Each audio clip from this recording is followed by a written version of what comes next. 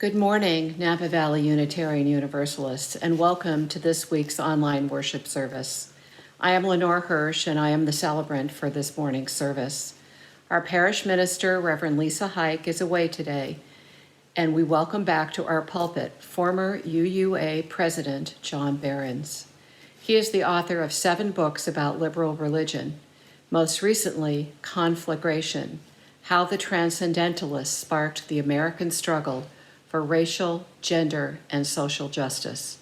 He promises to reframe the ancient question posed in his sermon title, which comes first, spiritual growth or commitment? Each week, we gather to connect with each other and to pay attention to both the beauty and the brokenness of our shared life on earth. We gather to be part of something bigger than ourselves and to explore new relationships and ways of being. All this month, we are asking ourselves the question, what does it mean to be a people of commitment? Today, Reverend Buehrens will help us to explore new ideas about this question. Come, let us bring our whole selves to this time together. Now is a time to center ourselves through music.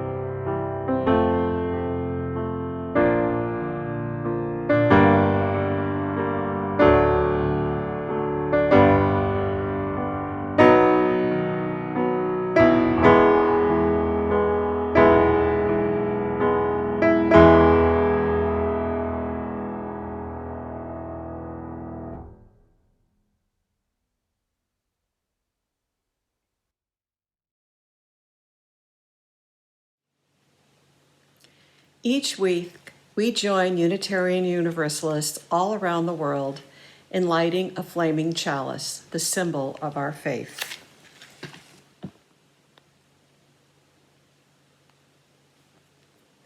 You are invited to light a chalice or candle at home now with these words from Olympia Brown.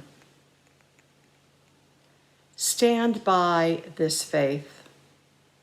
Work for it and sacrifice for it. There is nothing in all the world so important as to be loyal to this faith, which has placed before us the loftiest ideals, which has comforted us in sorrow, strengthened us for noble duty, and made the world beautiful. Do not demand immediate results, but rejoice that we are worthy to be entrusted with this great message, that you are strong enough to work for a great true principle without counting the cost. Go on finding ever new applications of these truths and new enjoyments in their contemplation, always trusting in the one God which ever lives and loves. Now let us join in singing hymn number 298, Wake Now My Senses.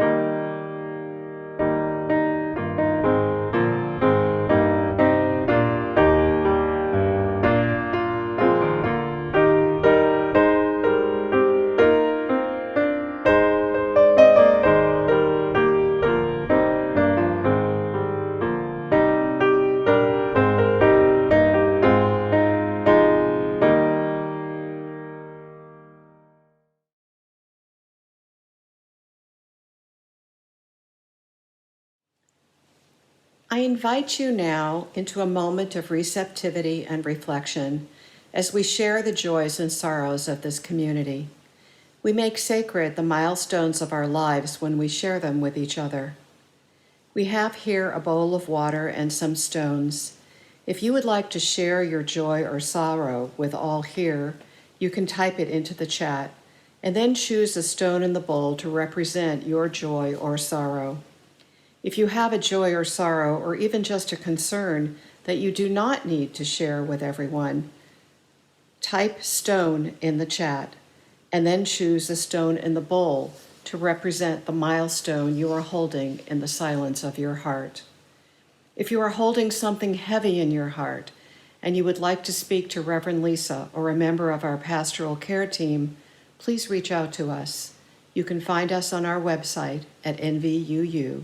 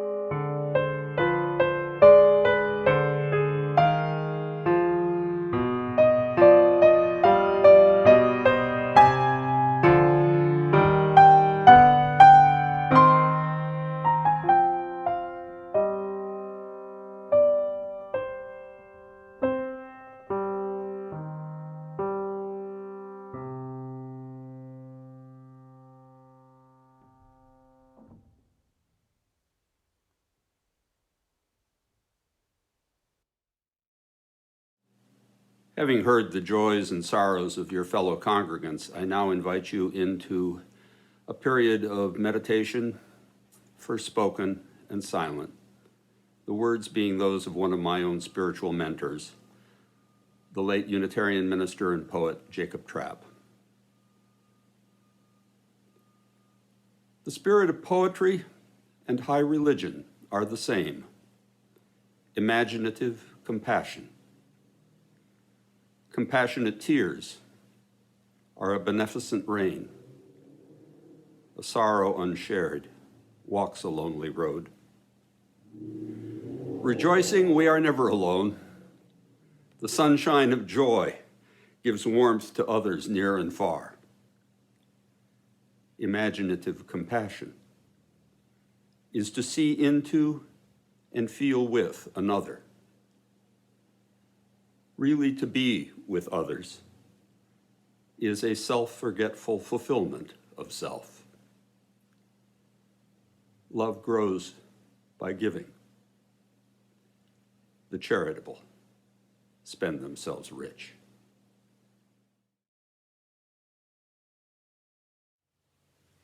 Let us now join together in a time of silence.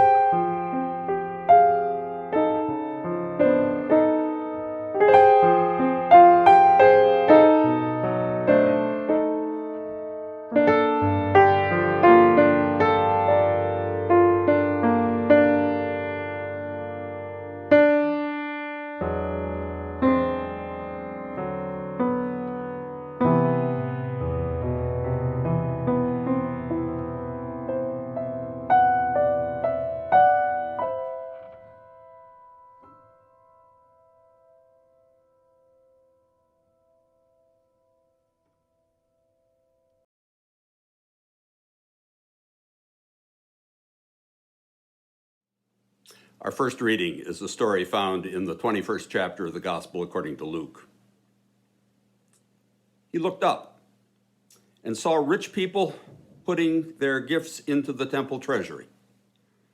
He also saw a poor widow put in 2 copper coins.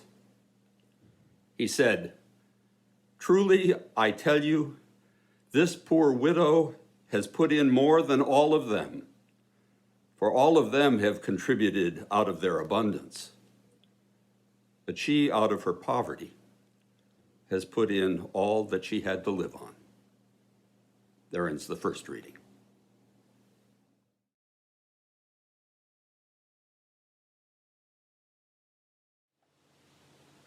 The Orange by Wendy Cope.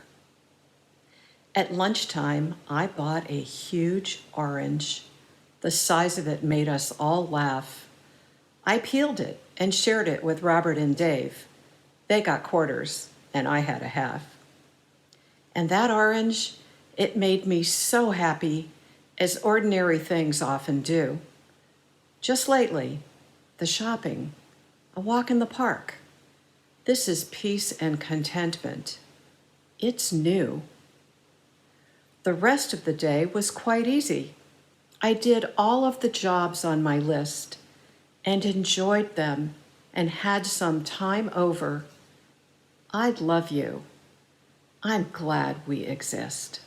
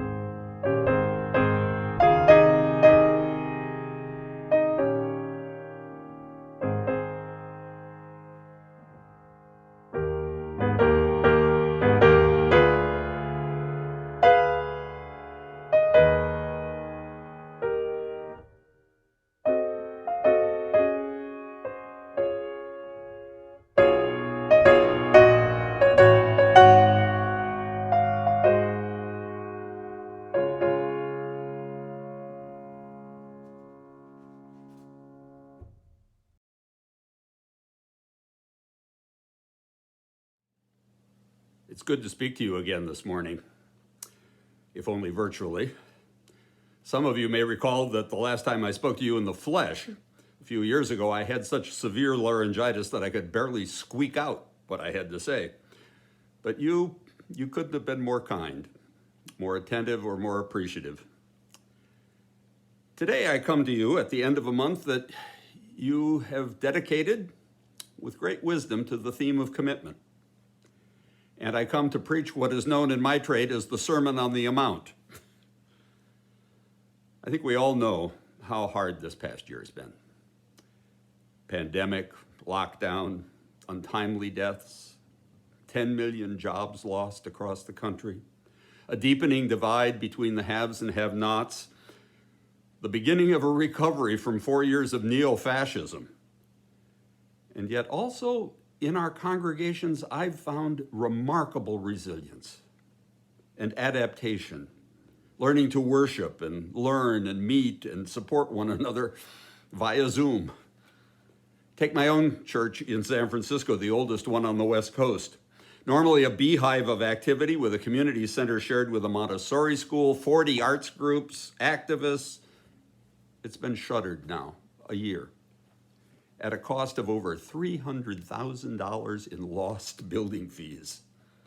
And yet I've never seen a congregation more committed to supporting one another, to speaking out on the social issues, to keep the whole staff employed, producing services and programs that now we find reach people from Ecuador to Alaska and from India to England.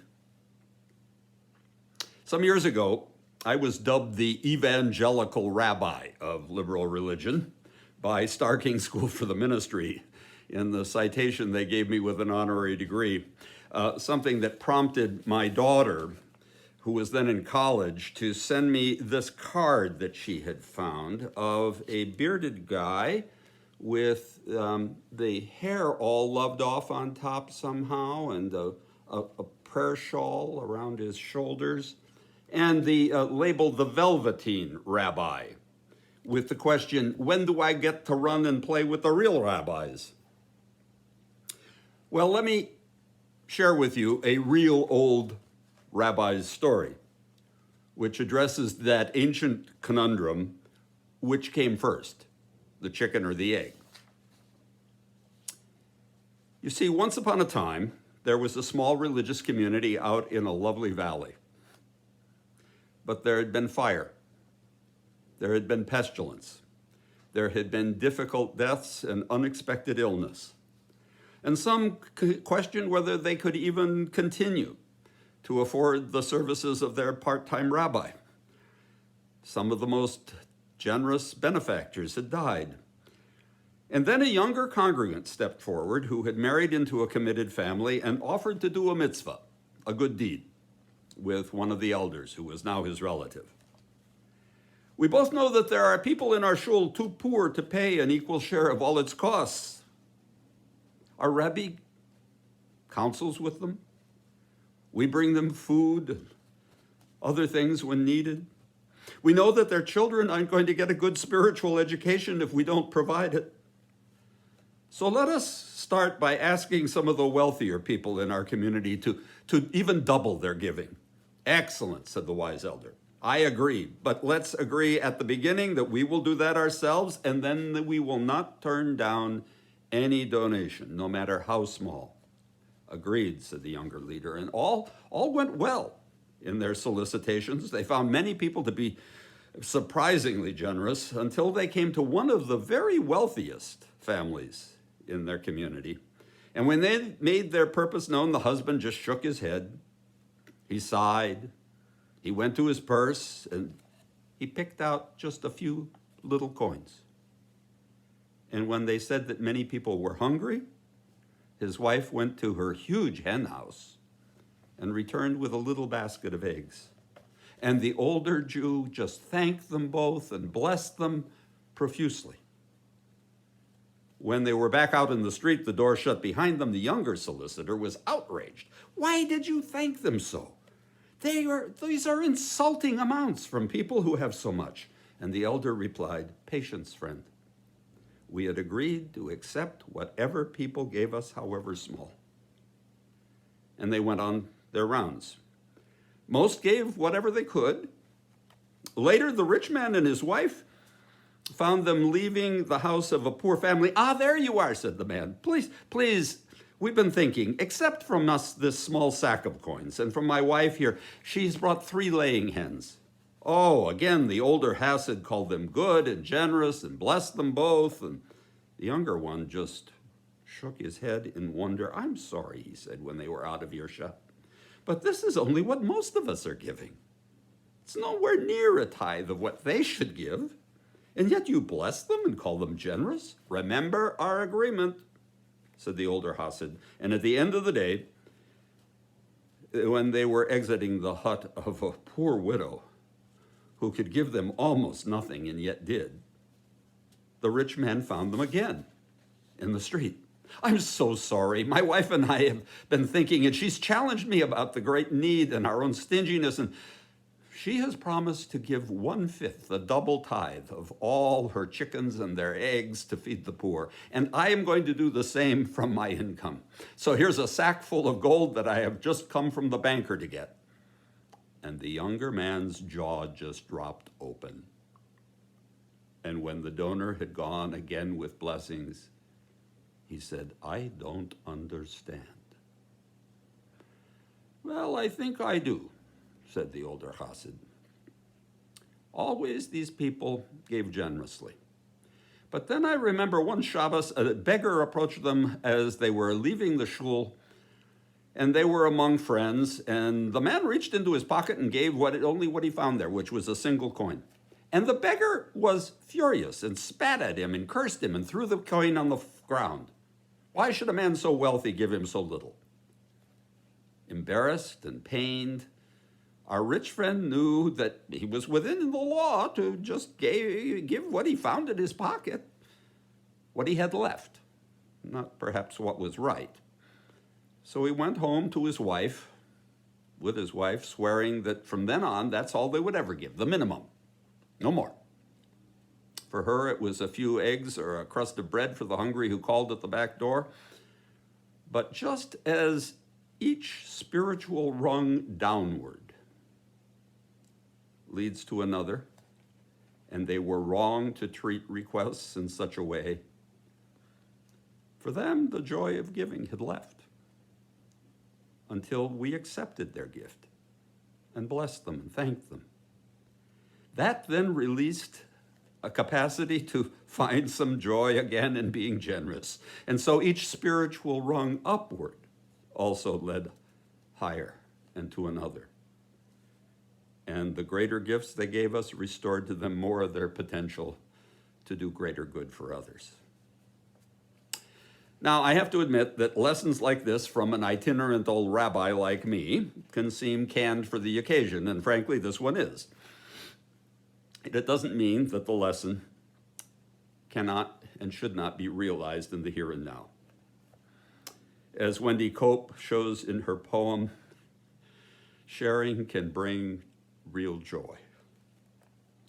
And please remember, as the hymn we sang put it, to give thanks for those who came before, who had vision, who planted and watered, that your fellowship might just be there for you, as well as for the present, for study, for worship, for mission that bids us turn prayer into deed. There's a writer, actually a preacher novelist named Frederich, who once endeared himself to me by calling himself a, quote, part-time preacher, part-time writer, full-time pig, just snuffling and groveling at the trough of life. And I identify with that. But today, I think there's no one here but us chickens. Contemplating commitment, probably a little chicken about it, a little afraid. There's a terribly corny story about a church bulletin at Easter that asked everyone to come forward and lay an egg on the altar. Well, in asking for contributions, the only egg that really isn't wanted is the so-called goose egg. Unless you're a visitor, of course. Then you're our guest here, right? As I am. and you can let the offering plate pass by. Because even before generosity, usually comes commitment. Or does it? Could it be the other way around? After all, didn't Rabbi Jesus once say, "Where your treasure is, there shall your heart be also"? Two final stories, both UU and quite down to earth and real. One from Portland, Oregon, where your part-time pastor, Reverend Lisa, trained. Times were tough when she was there, but the congregation knew its mission.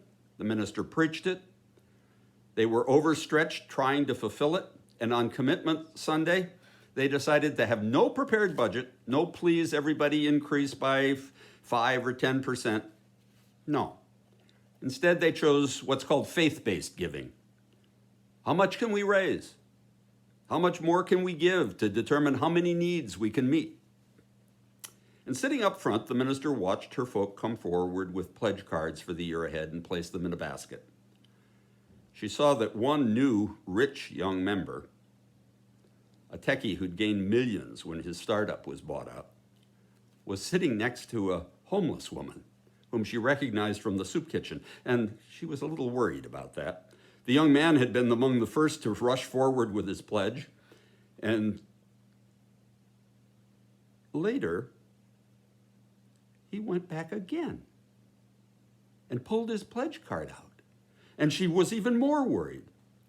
But at the door, he told her what had made him do that. It was seeing the homeless woman filling out a pledge card for $200, along with 8 crinkled $8 bills that she stuffed into her envelope, whispering to him, "You see, I give up a meal every week, $4, for the sake of me soul. So 52 times 4, 208.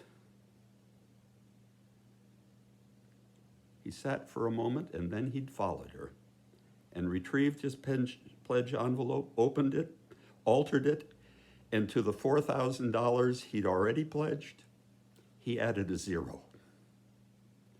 That was enough at that moment in that congregation's history to get things really rolling, to add a little staff, to do more outreach, to frankly, to save the souls of other wealthy, well-off techies, and to provide more ministries to the poor at the other end of our dumbbell economy.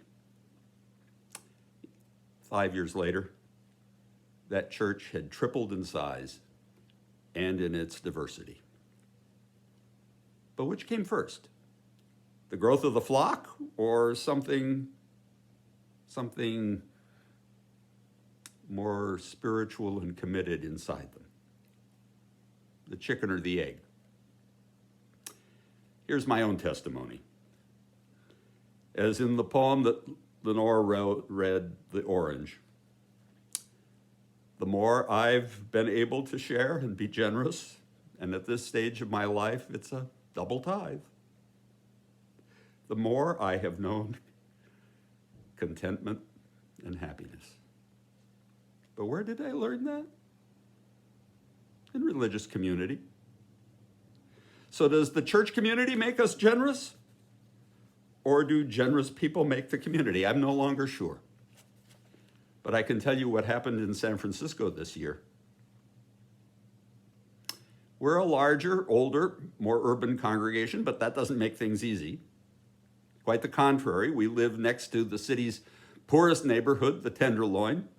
20% or more of our members are homeless or indigent, an indication of public policies that have shredded the social safety net. And yet, here's how we've responded. We judged that about half of us were doing okay, some even better than that. So we asked everyone in the top half of our giving base to literally double their pledge for 1 year to get us through the lack of the building usage. Because the stock market has gone up so much in the last year.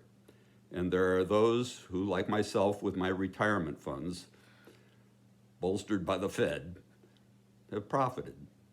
while others have had to scramble. And it's worked. We're only half done, but the average increase is 50%. And we've already raised more than we did a year ago. Some years ago, my daughter was a Senate aide in Washington, and she had decided to join All Souls Unitarian Church. But I have a question, Dad, she said over the phone. How much do you think I should give? And I responded, of course, that with us, it's strictly a matter of conscience. Although we do hope that people will help grow in conscience and spiritual maturity and generosity among us. And then I asked what she had in mind, and she gave me a figure that I knew was more than 5% of her salary. Is that okay? She asked. I said, bless you. You still have educational debts to pay. Bless you. The Free Church can bless the world because of people like you, but no blessing comes cheap. And that's more than okay, Erica. Now she belongs to the same church I do. She heads up the California Association of Public Hospitals and Health Systems. And I couldn't be more proud of her as she fights for better health care for those with low incomes. And already generous, this year she doubled her pledge as I did. Because extraordinary times require extraordinary generosity and love. So I challenge you, whatever you can give. If you've already given, maybe you could increase it, like the young man did. Whatever you can give, bless you. Just don't be chicken. And don't make it a goose egg. Make it a sign of your commitment to your own spiritual growth, and make it a joyful blessing, a sign of your love. And with that, let your community now seek your offering for a cause outside your own. And may it be both given and gratefully, joyfully received. Amen.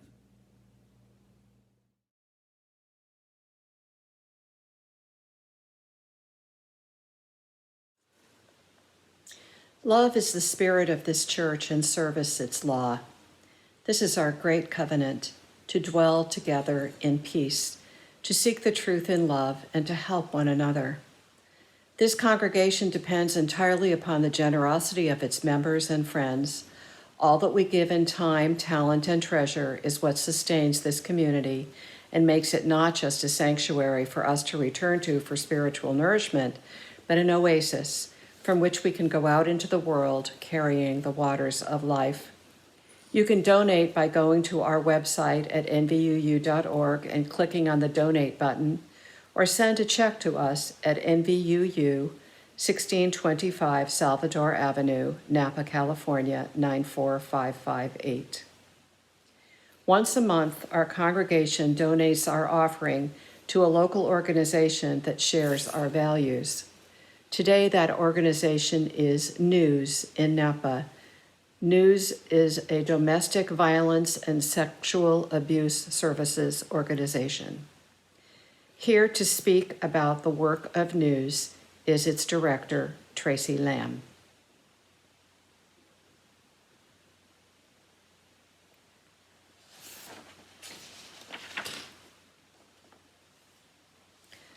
All check donations will be sent to our Share the Plate recipient, unless the check is marked as pledge in the memo line. All checks should be made out to NVUU. The offering will now be gratefully received.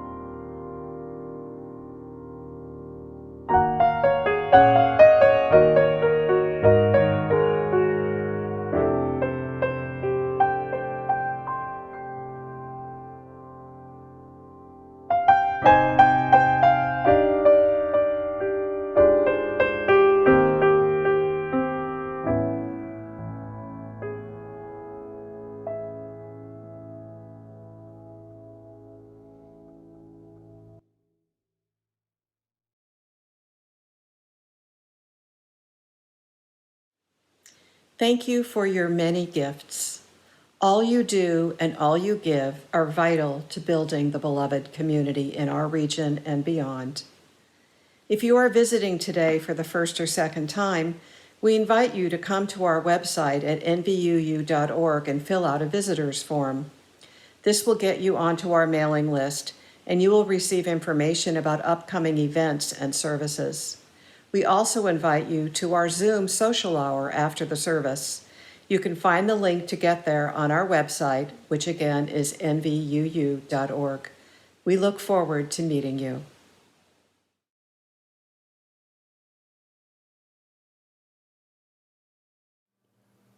Our closing reading are these words. Love cannot remain by itself. If it does, it has no meaning. Love has to be put into action, and that action is service. Whatever form we are, able or disabled, rich or poor, it is not how much we do, but how much love we put in the doing. A lifelong sharing of love with others. Words of Mother Teresa of Calcutta. Now please join us in singing our closing song, Love Will Guide Us.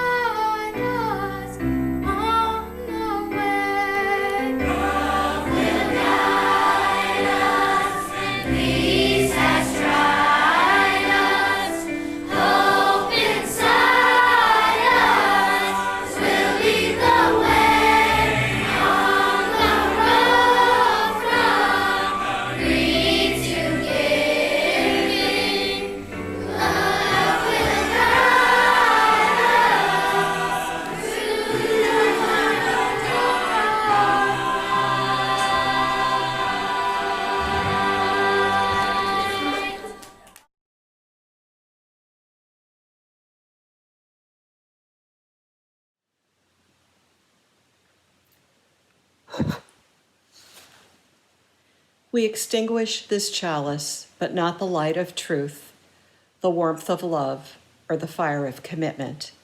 These we carry in our hearts out into the world until we meet again.